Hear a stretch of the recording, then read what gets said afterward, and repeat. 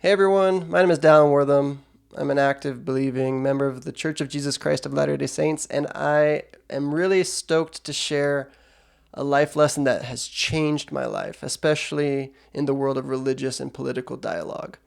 I love speaking about religion, I love speaking about politics and ideas, and it bums me out when it doesn't go well and when people um, get spicy or they get irritated or offended. I'm a stand-up comedian, so like it drives me nuts when people go to a stand-up show and then they get offended and they forget that they went to a stand-up comedy show where like the whole idea is just to make light of the world, like we're on a floating rock in infinite space. Like let's kind of poke some fun at this. Like nobody knows what's going on. And I like that. I like getting my beliefs challenged. I like talking to someone that thinks I'm completely wrong. I love just that. And this is kind of a thing that helped me kind of get to where I am, where I can now just enjoy tolerant, loving, empathetic dialogue. It's a TED Talk and a book by Kathryn Shulz. She wrote a book called Being Wrong, and I'll include a link to the book in the comment section below. I highly recommend it. Man, it is great. If you're like me and just like having difficult conversations about stuff we don't know, or maybe if you're like just a religious zealot and kind of need to cool off a little bit, it will definitely humble you to know kind of the power of being wrong and being empathetic and putting yourself in the shoes of somebody else. But in her TED Talk, which I'll also add a link to in the comment section below, the whole TED Talk is just gold.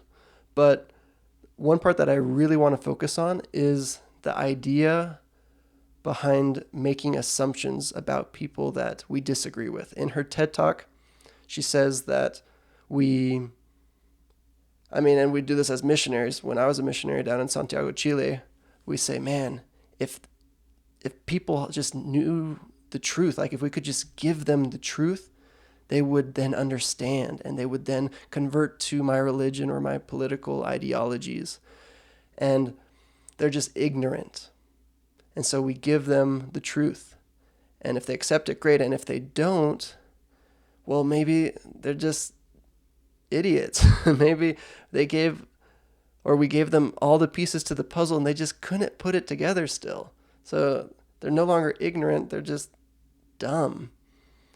And then if we meet someone who's not ignorant and very intelligent and well spoken and powerful in public speaking and they're just bright, then we say, oh, well, they're not ignorant, they're not an idiot, they have all the pieces to the puzzle, so they must be evil.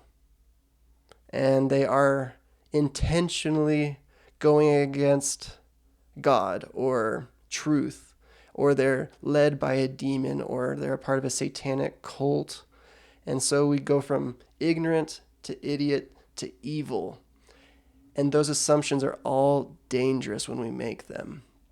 And so before you go down that funnel of ignorant, idiot, evil, maybe step back and just say, hey, maybe it's okay for there to be smart people that have just arrived to a different conclusion than me. And I think it could be argued that arriving to any conclusion will cause problems because we're in a fluid world, a fluent life. New data is coming out all the time about different things. And so maybe we need to get better at holding strong beliefs loosely. And to kind of prove this point, when I was a missionary, I was given a fantastic lesson on this. I was walking down the street giving my spiel, and I stopped someone, and he said, hey, man, I just want to let you know that what you're doing is amazing. You're out here day and night, rain or shine, cold, hot, and I just want to say thank you and that I admire what you're doing. You've left your family, your country, your language, everything to share this message with me. Wow, thank you. But I'm really tired after a long day of work and I'm Catholic. Much love. I'm going to go home now. And he just walked off. And he just taught me the power of being able to stop, put yourself in someone else's shoes, make them not feel insane to be them. And then that doesn't affect your own confidence in your own beliefs, and that's okay. And I think we can all take a page out of that man's book and learn to love one another as Christ has commanded us to do, and be able to be a little more tolerant and have feelings and beliefs that aren't so fragile, and assume better in people. But I don't know what I'm talking about. Pray to God, ask him, and then do what he says. Much love, everybody.